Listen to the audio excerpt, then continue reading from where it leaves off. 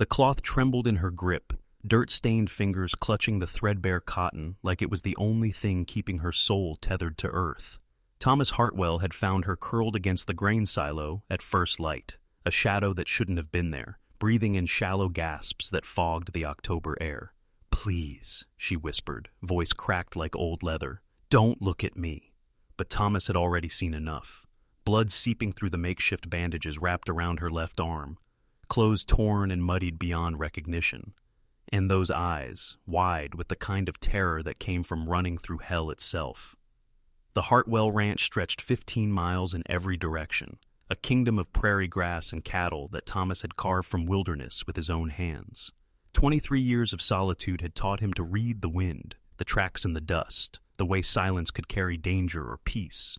This morning, silence carried neither. He knelt beside her, careful to keep his movements slow. "What's your name?" "Sarah." The word escaped like a prayer. Sarah Kellerman.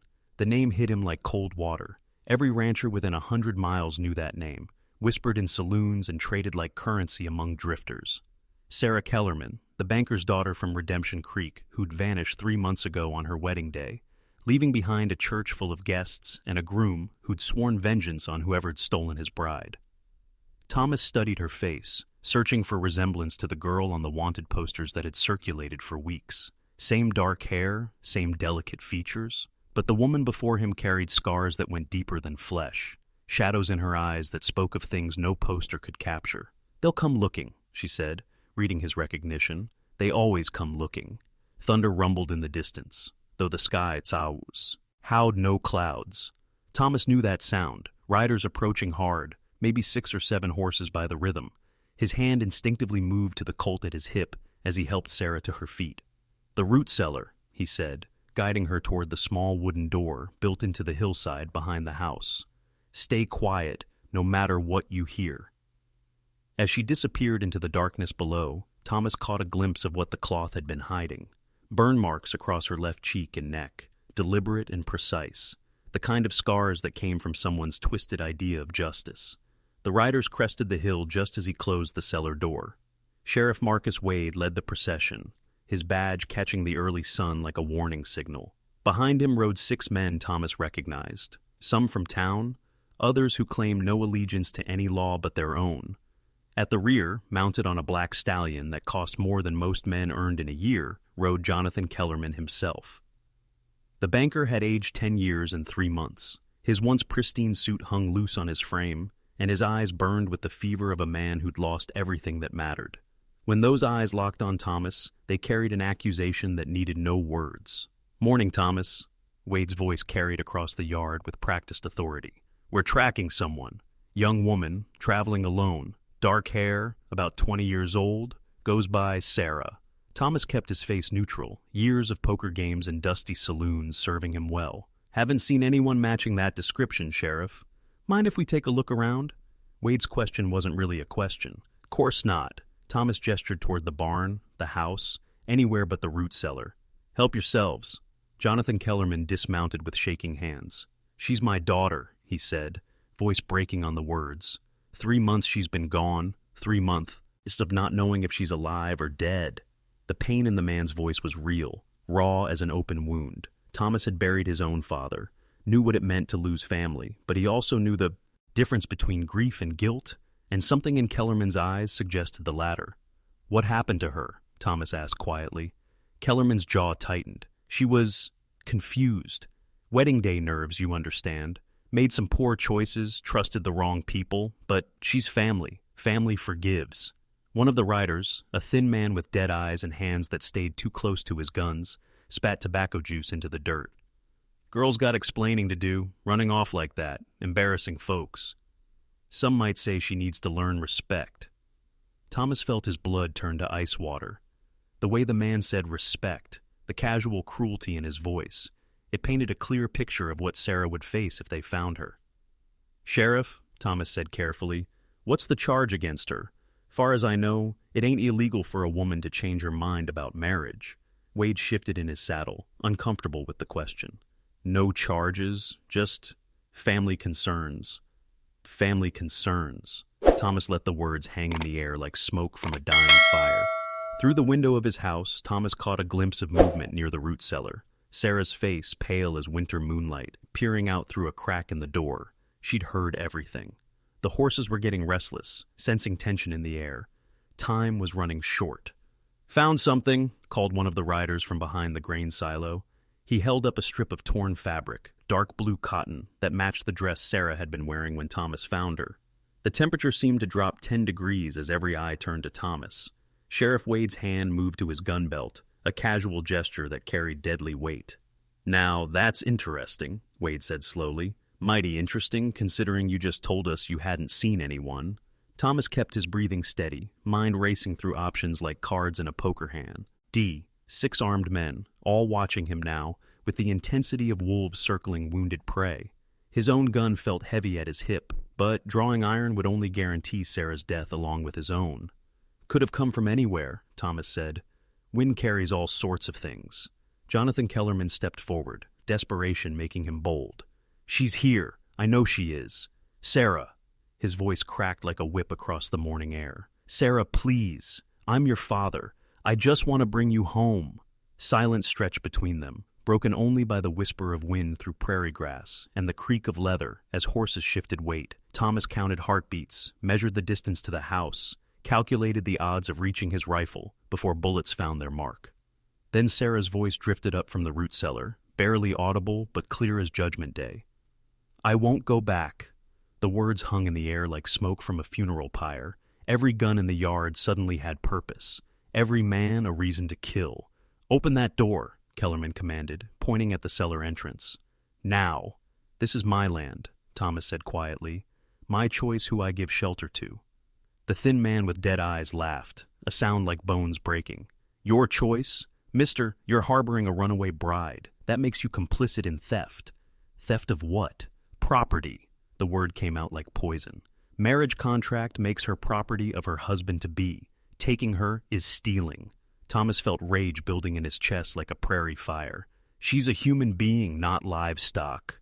Wade raised his hand, trying to maintain some semblance of law and order. "Thomas, don't make this harder than it needs to be. Just let us take her, and we'll forget about any misunderstandings. And if I refuse..." 6 hands moved to 6 guns, the metallic whisper of steel clearing leather echoing across the yard like his own symphony. Thomas found himself staring down the barrels of enough firepower to level a small town. His own gun still holstered, his chances of survival somewhere between slim and none. In the cellar below, Sarah began to weep. "Wait!" Sarah's voice carried across the yard like a church bell tolling the end of everything. The cellar door creaked open, and she emerged into the morning light, that torn cloth still clutched in her trembling hands. But she wasn't looking at the guns or the sheriff or even her father. Her eyes found Thomas, and in them he saw something that stopped his heart. Gratitude mixed with resignation, the look of someone saying goodbye. "Don't hurt him," she said simply. "Please. He showed me kindness when the world had none to offer." Thomas started toward her, but 3 gun barrels swung his direction, freezing him in place. "Sarah, you don't have to." "Yes, I do." She walked past him toward her father, each step deliberate as a funeral march. "But first, let me show you why I ran." With shaking hands, she pulled away the cloth that had hidden her face. The silence that followed was deafening. Even the hardest men among them, killers and thieves who had seen their share of violence, took an involuntary step backward. The burn marks Thomas had glimpsed were worse than he'd imagined, twisted scars that spoke of deliberate, methodical cruelty.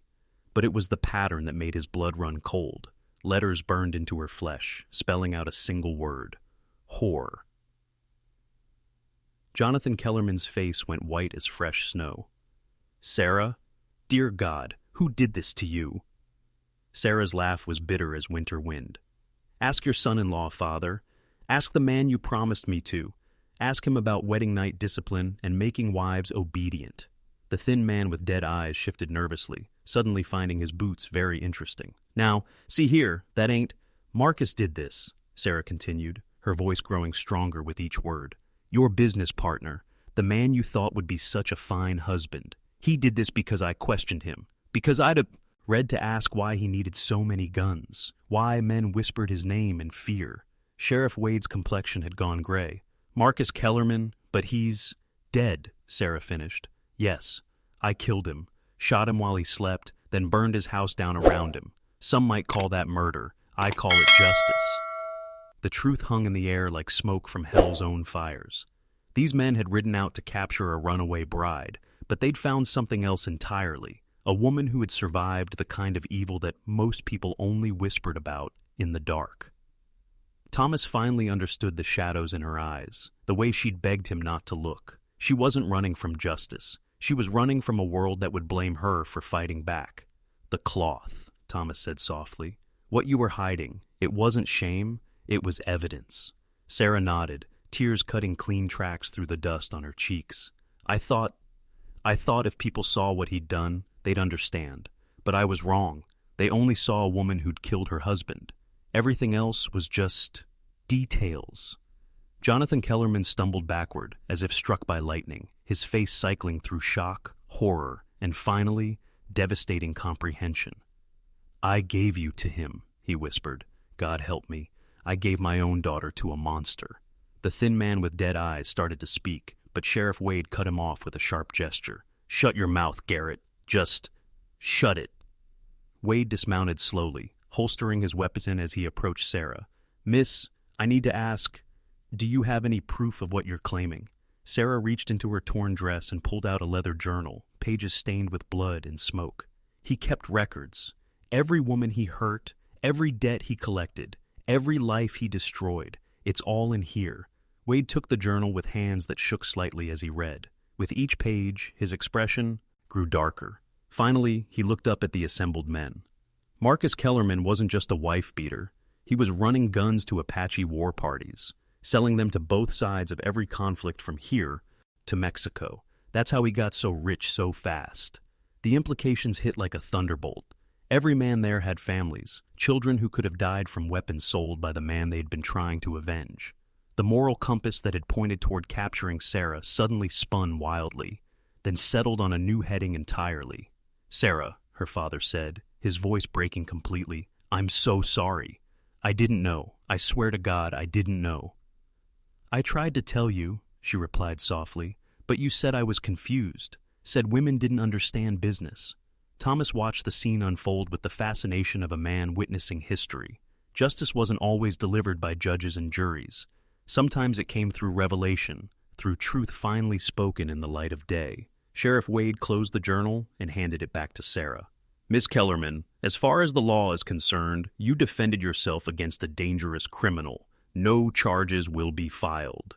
The thin man called Garrett started to protest, but found himself looking down the barrel of Wade's Colt. Problem with that decision, Garrett? The man shook his head quickly, suddenly eager to be anywhere else. One by one, the riders mounted up and departed, leaving behind only Thomas, Sarah, and her father. Jonathan Kellerman stood before his daughter like a man facing Judgment Day, knowing he'd failed in the most fundamental way possible. Can you ever forgive me? He asked. Sarah was quiet for a long time, studying the man who'd raised her, loved her, and ultimately betrayed her through willful blindness. Forgiveness takes time, Father, but we can start with understanding. Thomas watched them embrace, father and daughter finding each other again across a chasm of pain and regret. But when Sarah looked at him over her father's shoulder, her eyes held a question that had nothing to do with forgiveness. What happens now? She asked. Thomas looked out across his ranch, 15 miles of prairie grass and endless sky. It was a lot of land for one man, maybe too much. Well, he said slowly, I reckon I could use some help around here, someone who knows about justice, about surviving, about starting over.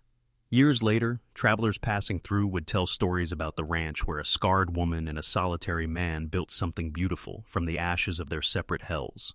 They'd speak of cattle herds that thrived under gentle hands, of a house where laughter replaced silence, of two people who'd found in each other what the world had tried to take away.